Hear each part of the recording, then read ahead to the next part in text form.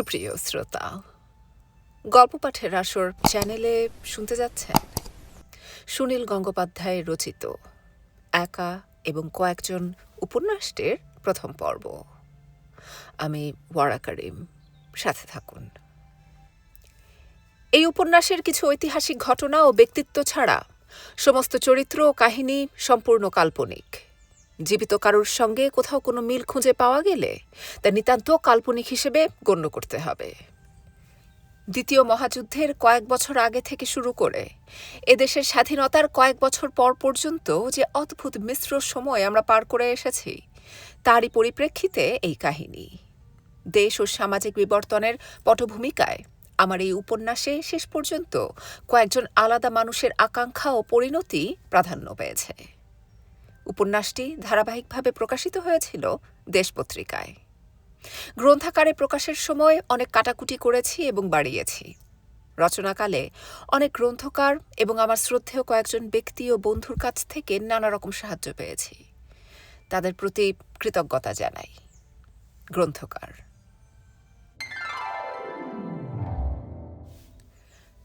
মাঝে মাঝে মনে হয়, এই যে মানুষ হয়ে জন্মেছি, এর চেয়ে বিস্ময়কর আর কিছু নেই।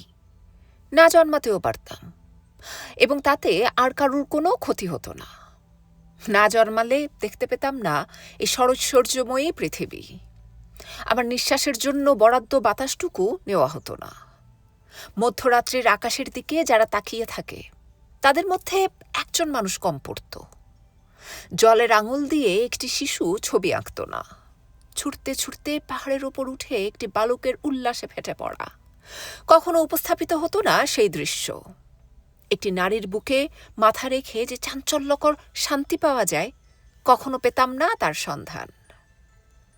আমি না জন্মালে আমার মা, বাবা, কয়েকজন কাকা ও জ্যাঠা, ভাই বোন, আত্মীয়, কয়েকটি অনাত্মীয়া নারী, 4-5টি নদী ও 2টি দেশ নিয়ে আমার যে সম্পূর্ণ নিজস্ব জগৎ, এত ব্যাকুলতা ও মমতা, থাকতো না এর কোনো অস্তিত্ব। বিশ্বাসই করা যায় না। বিশ্বাস করা যায় না বলেই পুনর্জন্ম, নিয়তি, কর্মফল, এসব ভালো ভালো মায়াময় বিশ্বাস তৈরি হয়েছিল একসময়। এখন আবার আকস্মিকতায় ফিরে এসেছি, তাই ভাবতে গেলেও বুক কাঁপে। আমি না জন্মালে এই ক্ষুদ্র জগৎটিতে আমার অনুপস্থিতি কেউ অনুভব করত না, কেউ অপেক্ষা করত না আমার জন্য। যা নেই তার জন্য আবার অপেক্ষা কি? আর সবাই থাকতো, আমি থাকতাম না। এর চেয়ে বেশি গুরুত্বপূর্ণ উপলব্ধি আর হয় না মানুষের। মৃত্যু চিন্তার চেয়েও মর্মান্তিক। কৈশোর ও প্রথম যৌবনে আমি 3-4 বার আত্মহত্যার কথা ভেবেছি। অনেকেই ভাবে। আত্মহত্যারও একটা মর্ম আছে। কখনো কখনো গৌরবও থাকে, কিন্তু না জন্মানো, মানুষ হয়ে জন্মেছি বলেই বুঝতে পারি, না জন্মানো মানেই কি অসীম শূন্যতা। আমি মনুষ্য জন্ম পেয়েছি, আমি ধন্য। মাঝে মাঝে কথাও মনে হয়, এই জীবনের সার্থকতা কি? এই যে দুর্লভ সৌভাগ্য আমাকে দেওয়া হলো, কি এর শ্রেষ্ঠ ব্যবহার? অবহেলায়, ঔদাসীন্যে, ধুলো কাদায় ফেলে রাখার জিনিসে তো নয়। এই দেহ নিয়ে জন্মাবার প্রায় সঙ্গে সঙ্গেই মোমবাতির ওপরে শিখাটুকুর মতন মানুষের জীবনের সঙ্গে জুড়ে থাকে আকাঙ্ক্ষা। সে আকাঙ্ক্ষার অলৌকিক চোখ নিয়ে দুর্দান্ত অবাধ্য বালকের মতন সে ঘুরিয়ে ফিরিয়ে দেখে চারদিক। সে আরও কিছু চায়। জীবন যেখানে থেমে আছে, তাছাড়াও আরও কিছু। কি সেটা? যশ, অর্থ, ভোগ বা ভালোবাসাও শেষ কথা নয়। যৌবন পেরিয়ে গেলে কোনো এক বাদামি সন্ধ্যাবেলা মানুষের মনে হয়, এই জীবন অন্যরকম হবার কথা ছিল। কৈশোরের যে মহিমা উজ্জ্বল জীবনের ছবি ভেসে উঠত চোখে, কোথায় গেল সেই মহিমা? মেঘলা আকাশের জ্যোৎস্নার মতো চতুর্দিকে ছড়িয়ে থাকে স্বপ্নের সব। মনে হয় যদি আর একবার নতুন করে জীবনটাকে শুরু করা যেত, শৈশব থেকে আবার ফিরে আসা। রাষ্ট্রপতিকেও দীর্ঘশ্বাস ফেলতে হয়। কোটিপতিও শ্বেত শুভ্র বাথটাবের ঠান্ডা গরম জলে শরীর ডুবিয়ে আরাম করতে করতে হঠাৎ খুর দিয়ে হাতের শিরা কেটে ফেলে। কেননা আমরা তো প্রায়ই ভুলে যাই যে আমরা কুকুর অথবা পিঁপড়ে হয়ে জন্মাইনি, আমরা মানুষ। এই উত্তরাধিকারের দায়িত্ব কি বিরাট! একটি সিংহ আরেকটি সিংহকে কখনো হত্যা করে না, পরস্পরের সঙ্গে লড়াই করার সময় নখ গুটিয়ে রাখে। মানুষই শুধু তার ভাই, বন্ধু, পরিজন ও প্রতিবেশীকে খুন করার জন্য আবিষ্কার করেছে কত রকম অস্ত্র। জন্মসূত্রে সে যে একা, এই কথা সম্পূর্ণ বিস্তৃত হয়ে সে বারবার গোষ্ঠীবদ্ধ হতে গিয়ে গোষ্ঠীকে ভাঙে। কখনো কখনো যেন একটা বিশাল কঠিন বন্ধ দরজার গায়ে দুম দুম করে আঘাত করে জিজ্ঞেস করতে ইচ্ছে হয়, বলো বলো কার নাম সার্থকতা, বলে দাও। ইতিহাসের কোনো কোনো শতাব্দীতে 1-8 জন ধর্মগুরু সেই দরজায় একটু ফাঁক করে বলতে চেয়েছেন, শোনো, আমি বলছি, এই পথ অনুসরণ করলে মনুষ্য জন্ম তার সম্পূর্ণতা পাবে। আমার কাছে এসো, আমি পথ দেখাচ্ছি। কিন্তু সব কথা শোনা যায়নি, সব প্রশ্নের উত্তর পাওয়া যায়নি। তার আগেই ধূপ ধুনোর ধোঁয়া আর চাটুকারিতার হট্টগোলে সব ঢেকে গেছে। 2-1 শতাব্দীতেই কেটে যায় ঘোর। তারপরও হাজার হাজার অতৃপ্ত মানুষ ধাক্কা মেরে সেই দরজা ভেঙে ফেলতে চায়। হয়তো এই সার্থকতার সন্ধানও সবার মধ্যে জাগে না সারা জীবনে। কেননা এই পৃথিবীতে অনেক নেশা আছে। বাদুড়ের ডানায় একবার হাত দিলে সেই তেলতেলে কালো রং সহজে উঠতে চায় না, গন্ধও জড়িয়ে থাকে। অনেকের হাত একবার রূপোর টাকা ছুঁলে রূপোর দাগ লেগে যায়, তারপর সারা জীবন দুহাতে রূপো ছানাছানি করতে ভালোবাসে। সেই রকমই নারী। কেউ চায় অন্যের ওপর প্রভুত্ব করতে কিংবা অন্যদের নিজের মতো চালাতে। এই নেশাটাই সবচেয়ে তীব্র। একটা দেশ বা একটা শহর বা একটা দল বা একটা অফিস বা নিছক নিজের পাড়ার পান্ডা হবার জন্যে কি আকুলি বিকুলি চেষ্টা। যে পৃথিবীতে সে 70 বা 80, বড়জোর 100 বছরের বেশি থাকবে না, সেই পৃথিবীকেও সে বদলাবার জন্যে প্রাণপাত করে। এই শরীর বিনাশের সঙ্গে সঙ্গে সব কিছু শেষ। এই কঠোর সত্যটা জেনেও কত মানুষ অতীন্দ্রিয় তত্ত্বের কথা ছড়িয়ে যায়। অনেকেই অবশ্য মায়ার ঘোরে জগৎটাকে খুব ছোট করে আনে। নিজের স্ত্রী, পুত্র, কন্যা, আত্মীয়দের নিয়ে ছোট্ট সংসারের বাইরে আর কিছু দেখতে চায় না। এদের খুশি বা সুখী করার জন্যে সারা জীবন ভূতের ব্যাগার দিয়ে যায়। একই মানুষ দ্বিতীয় পক্ষে বিবাহ করে, ছেলেকে আদর করে সম্পূর্ণ স্নেহে, বাড়ি থেকে বেরোবার আগে ভক্তি ভরে প্রণাম করে শ্রীরামকৃষ্ণের ছবির সামনে, এবং অফিসে গিয়ে ঘুষ নেয়। এও তো নেশার ঘোর। এমন নেশাগ্রস্ত মানুষ আমি অনেক দেখেছি। যাই হোক, আমি আমার ছেলেবেলা থেকেই একজন মানুষকে জানি যিনি জীবন সম্পর্কে নানা ধরনের প্রশ্ন ও সংশয়ে কষ্ট পেতেন। তিনি আমার পিসেমশাই। তখন অবশ্য সব বুঝিনি। সেই লম্বা চওড়া সুপুরুষ সদা হাস্যময় মানুষটি মাঝে মাঝে দারুণ বিষণ্ণ হয়ে যেতেন। 3-4 দিন ধরে কারোর সঙ্গে কথা বলতেন না। 3 তলার ঘরে একা শুয়ে থাকতেন। বাড়ির কেউ বিরক্ত করতে সাহস করত না ওকে। শুধু আমার জ্যাঠামশাই খড়ম ঠকঠকিয়ে ওপরে উঠে জিজ্ঞেস করতেন, কি হে অমরনাথ, কি হলো আবার তোমার? চলো, শিশিরবাবু আবার ষোড়শী বই নামিয়েছেন, দেখে আসি। জ্যাঠামশাইকে দেখে পিসেমশাই উঠে বসতেন। ফ্যাকাশেভাবে হেসে বলতেন, জানো পিয়ার, ইচ্ছে করে আবার সব কিছু ছেড়ে ছুড়ে বেরিয়ে পড়ি। জ্যাঠামশাই উত্তর দিতেন, এখন বয়স হয়েছে, এখন আর ওসব পাগলামি করো না, শরীরে সইবে না। ছাদে ঘুড়ি ওড়াতে ওড়াতে আমরা এইসব কথা টুকরো টুকরো ভাবে শুনতাম। তখন পিসেমশাইয়ের বয়স 60-এর কাছাকাছি। আমার জ্যাঠামশাইও ওর থেকে 5-6 বছরের ছোট। আমার পিসেমশাইকে আমরা সবাই ডাকতাম বড়বাবু। আমার বাবা কাকারাও তাই বলতেন। ছেলেবেলায় এই ডাকটা আমরা স্বাভাবিক হিসেবেই গ্রহণ করেছিলাম, কারণ জানতাম না, পরে জেনেছি। পিসেমশাইয়ের আসল নাম অমরনাথ ভাদুড়ী, কিন্তু ওর চেহারার সঙ্গে শিশির কুমার ভাদুড়ীর খুব মিল ছিল। যদিও শিশির ভাদুড়ীর পরিবারের সঙ্গে পিসেমশাইদের কোনো রকম আত্মীয়তা ছিল না। তখন রঙ্গমঞ্চে শিশির ভাদুড়ীর দেশ জোড়া নাম। তার ডাকনাম অনুসারেই পিসেমশাইকে বাড়ির সবাই বড়বাবু বলতো। অবশ্য ওর আসল নাম অমরনাথেরও একটা ইতিহাস আছে।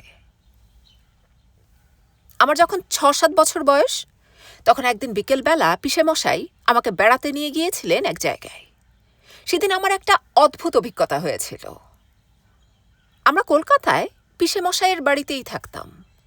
পিসে মশাই সেই সময় গোয়ালিয়র থেকে ব্যবসা গুটিয়ে কলকাতার বিবেকানন্দ রোডে একটা বাড়ি কিনেছেন। বিবেকানন্দ রোড তখন প্রায় নতুন রাস্তা, পাড়াটার ইজ্জত ছিল। 3 তলা বাড়ি, অনেকগুলি ঘর। তখন বসতবাড়ি ভাড়া দেবার বিশেষ রেওয়াজ ছিল না। আমরা গ্রাম থেকে এসে পিসে মশাইয়ের বাড়িতেই উঠতাম। বিসদৃশ কিছু দেখাতো না তাতে। আমার জ্যাঠামশাই বয়সে ছোট হলেও তার ভগ্নিপতির সঙ্গে কথা বলতেন ভারিক্কি চালে। পারিবারিক সম্পর্কের মূল্য তখন সামাজিক প্রতিষ্ঠার চেয়েও একটু বেশি। আমার পিসেমশাই বিধবা বিবাহ করেছিলেন, অর্থাৎ আমার পূর্ণিমা পিসিমা বিধবা হয়েছিলেন 11 বছর বয়সে। 17 বছর বয়সে অমরনাথ ভাদুড়ির সঙ্গে তার বিয়ে হয়। তখন আমার পিসিমা গর্ভবতী। এর 1 বছর আগেই অমরনাথ ভাদুড়ি আমার ঠাকুরদার কাছে পূর্ণিমা পিসিমাকে বিয়ে করার প্রস্তাব জানান। আমার ঠাকুরদা ওই অমরনাথ ভাদুড়ি নামক উদ্ধত ছোকরাকে রূপ বাঁধানো লাঠি দিয়ে মেরেছিলেন। কেননা বিদ্যাসাগর মশাইয়ের বিধবা বিবাহের তত্ত্বটি অনেকে কাগজে কলমে সমর্থন করলেও নিজ পরিবারে চালাতে দেননি।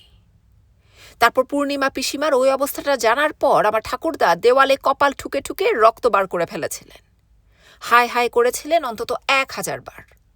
কারণ তখনকার দিনে ভদ্রঘরের বিধবারা যাতে দুশ্চরিত্রা না হয়ে যায়, সেজন্য নিরাপদ ব্যবস্থা ছিল তাদেরকে কাশি পাঠিয়ে দিয়ে 10-15 টাকা করে মাসোহারা পাঠানো। তারপর সেখানে তারা বাঁচুক, মরুক বা চরিত্র নষ্ট করুক, সে খবর এত দূরে এসে পৌঁছবে না। আমার ঠাকুরদা নেহাত কন্যার প্রতি মায়াবশত এ ব্যবস্থা না নিয়ে ওই ভুলটি করেছিলেন। পূর্ব বাংলার ছোট শহরে ওই ঘটনায় কিরকম হৈহল্লা হয়েছিল তা বোঝাই যায়। তাছাড়া অমরনাথ ভাদুড়ি ছিলেন অজ্ঞাত কুলশীল। তখনকার দিনে একটা চমৎকার ব্যবস্থা ছিল। জমিদার বাড়িতে বা অনেক অবস্থাপন্ন বাড়িতেই 5-10টি দুস্থ ছেলেকে থাকতে খেতে দিয়ে পড়াশোনার ব্যবস্থা করে দেওয়া হতো। আমাদের পাড়াতেই রায়চৌধুরী বাড়িতে ওই রকম 2টি ছেলে থাকত। অমরনাথ ভাদুড়ি তাদের মধ্যে একজন। তিনি তখন কলেজের ছাত্র। গ্রীষ্মের ছুটিতে বিরাট বিরাট শূন্য দুপুর। রায়চৌধুরীদের বাড়িতে কত ফাঁকা জায়গা, কত বড় বাগান। পূর্ণিমা পিসিমা ওই বাগানে জামরুল কিংবা কামরাঙা ফল পাড়তে যেতেন। যাই হোক, অমরনাথ ভাদুড়ির সঙ্গে পূর্ণিমা পিসিমার নম করে বিয়ে দিয়ে রাতারাতি তাদের দেশ ছাড়া করে দেওয়া হলো। কলকাতাতেও না, কারণ সেখানেও অনেক চেনাশোনা লোক আছে। ওরা গিয়ে ঘর বাঁধলেন পাটনায়। তারপর ওদের ভুলে গেল সবাই। পূর্ণিমা পিসিমা মাঝে মাঝে চিঠি লিখতেন। কেউ কোনোদিন তাকে বাপের বাড়ি আনার কথা বলেনি।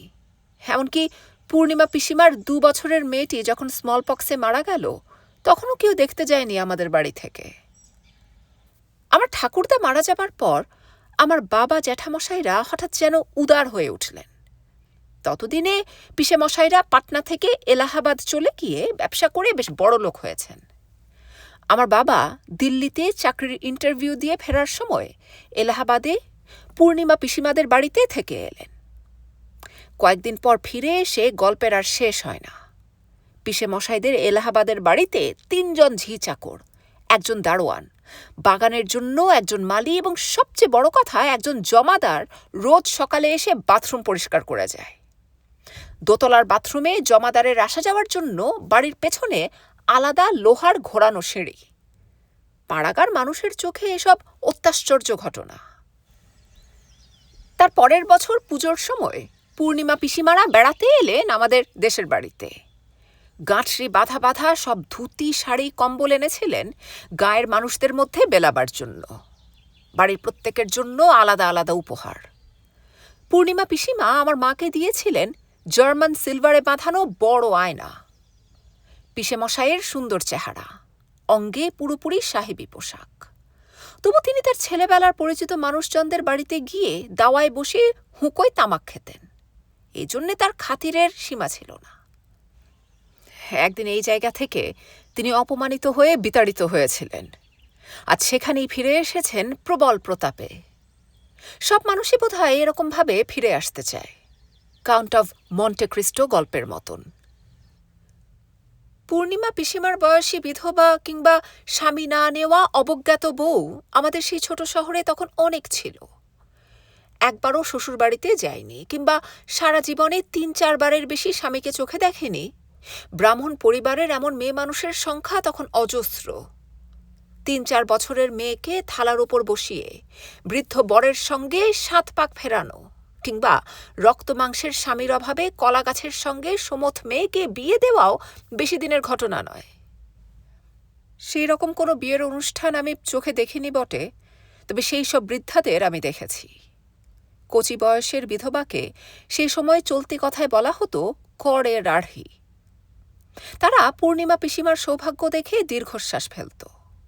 পূর্ণিমা পিসিমারও তো ওই রকম অবস্থাই হবার কথা ছিল। এখনো সবাই গল্প করে যে পূর্ণিমা পিসিমার স্বভাব খুব নরম, কারোর সঙ্গে উঁচু গলায় কথা বলতেন না।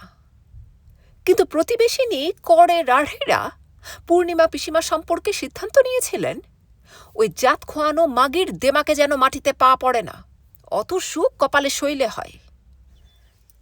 সত্যিই সহ্য হয়নি। সেবার এলাহাবাদে ফিরে যাবার পর কিছুদিন বাদেই পূর্ণিমা পিসিমার চিঠিতে অন্য সুর দেখা যেতে লাগল। প্রায় পিসেমশাই সম্পর্কে নানা রকম অভিযোগ। পিসেমশাইয়ের ব্যবসায় মন নেই, হঠাৎ হঠাৎ কোথায় চলে যান ৩-৪ দিনের জন্য, বাড়িতে কিছু বলা কওয়া নেই। সাধু সন্ন্যাসীদের সঙ্গে খুব মেশেন, মানুষটা বুঝি এবার সন্ন্যাসীই হয়ে যাবেন। ১ বছর বাদে আবার অন্য রকম অভিযোগ, এবার আরও গুরুতর। পিসেমশাই একটি মুসলমান মেয়ের প্রেমে পড়ে পাগল হয়েছেন।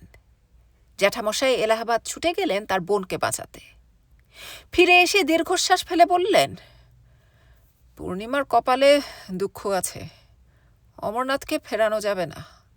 সে বড় আত্মম্ভরি মানুষ, অন্য কারুর কথা শোনে না। তাছাড়া সে মুসলমান মেয়েটির মতন সুন্দর নারী এই দুনিয়ায় দুর্লভ।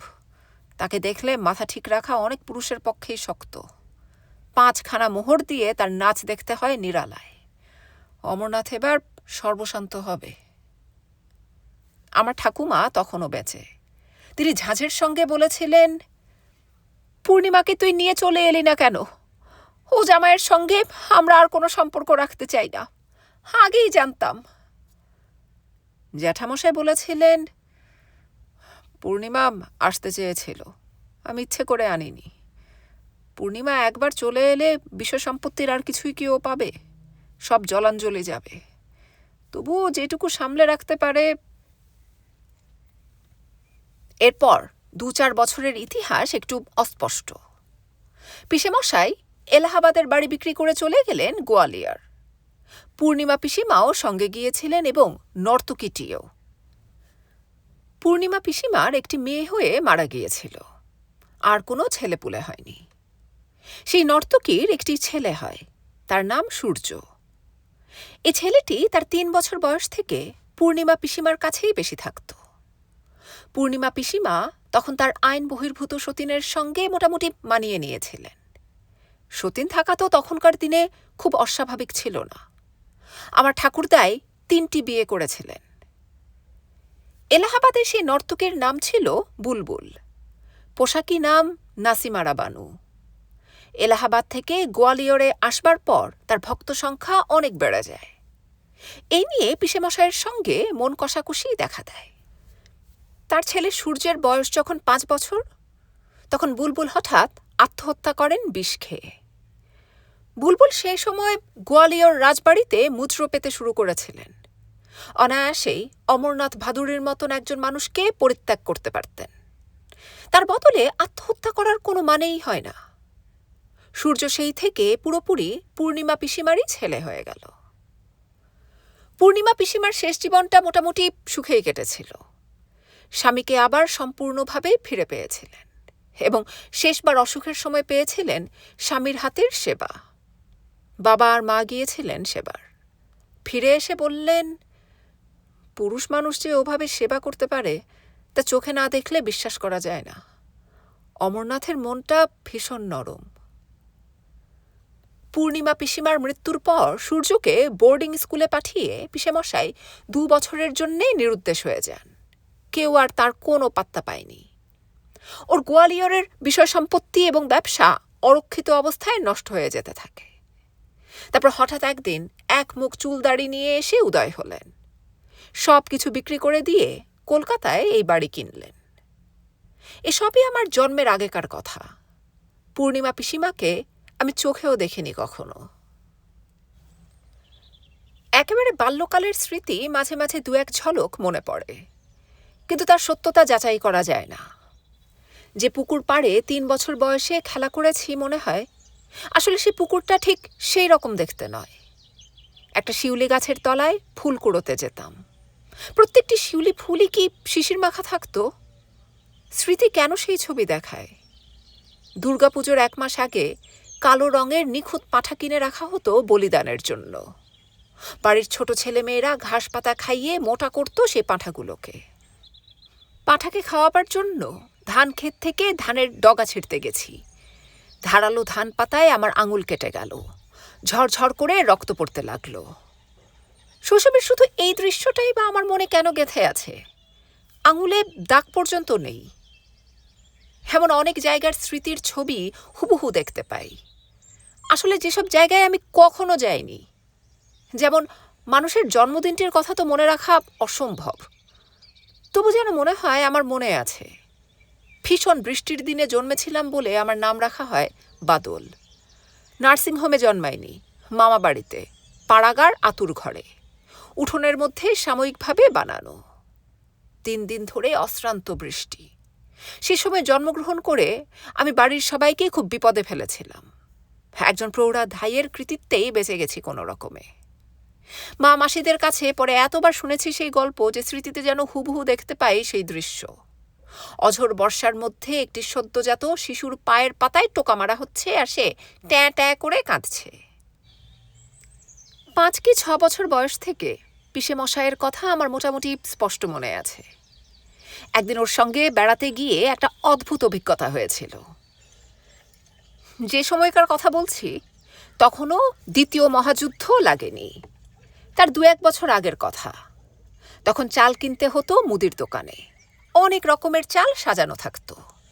3 টাকা মনের খুব সরু চালের অর্ডার দিলে মুদির দোকানের লোকই বাড়ি পৌঁছে দিত। সেলুনে চুল কাটতে গেলে চুল কাটার ডিজাইন পছন্দ করার জন্য বাঁধানো ছবি থাকতো সাহেবদের।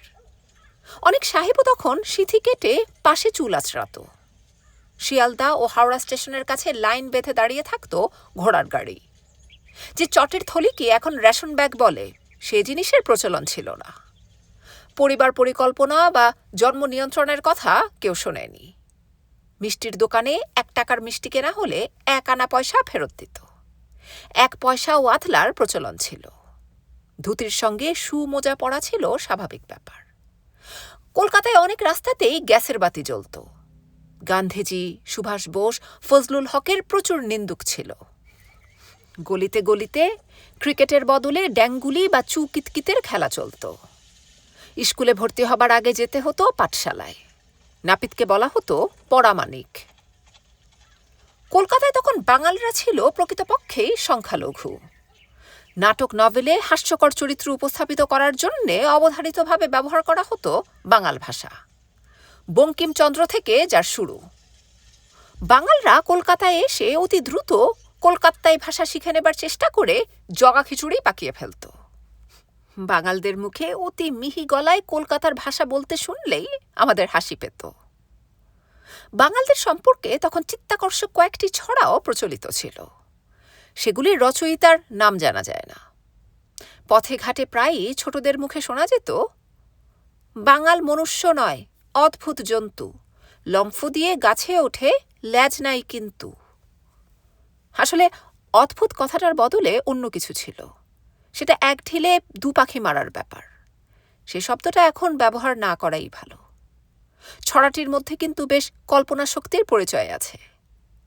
আরও শোনা যেত, বাঙাল চিংড়ি মাছের কাঙাল। এটা ঠিক মানে বোঝা যায় না, কেননা বাঙালদের সঙ্গে ইলিশ মাছই বেশি জড়িত। চিংড়ি মাছও বাংলাদেশে কম পাওয়া যায় না। সুতরাং তারা বেছে বেছে চিংড়ি মাছের কাঙাল কেন হবে কে জানে। বাঙালদের বোধহয় ছড়া বানাবার ক্ষমতা কম, কিংবা সংখ্যালঘু বলে ভয় পেত। কারণ বাঙালরা কোনো ছড়া বানিয়ে কলকাতার লোকদের যোগ্য উত্তর দিতে পারেনি। কলকাতার লোকদের কোনো দুর্বোধ্য কারণে তারা ঘটি আখ্যা দিয়েছিল এবং বড় জোর কখনো চেঁচিয়ে বলতো, ঘটি, ফুটো ঘটি। বাঙালদের সম্পর্কে আরও একটি ছড়া নিশ্চয়ই কোনো ঘটনা উপলক্ষে রচিত, কিন্তু এটিও বেশ জনপ্রিয় ছিল। বাঙালো রস খাইল, ভাড় ভাঙিল, পয়সা দিল না। শেষের দিল নাটা খুব টেনে টেনে বলে ছুটে ছুটে যাওয়ার নিয়ম ছিল, কারণ এটাতেই বেশি রেগে যেত বাঙালরা। বাঙালরা সাধারণত গোয়ার এবং তাদের হাতের টিপ অব্যর্থ। তারা ইট ছুঁড়ে মারতে যায়। সব পাড়ার মধ্যে একটি বাড়ি বাঙালদের বাড়ি বলে পরিচিত হতো তখন। সে বাড়ির ছেলে বাঙালদের ছেলে, সে বাড়ির বউ বাঙাল বাড়ির বউ। বাঙাল ও ঘটিদের মধ্যে পারস্পরিক বিয়ে প্রায় নিষিদ্ধই ছিল বলা যায়।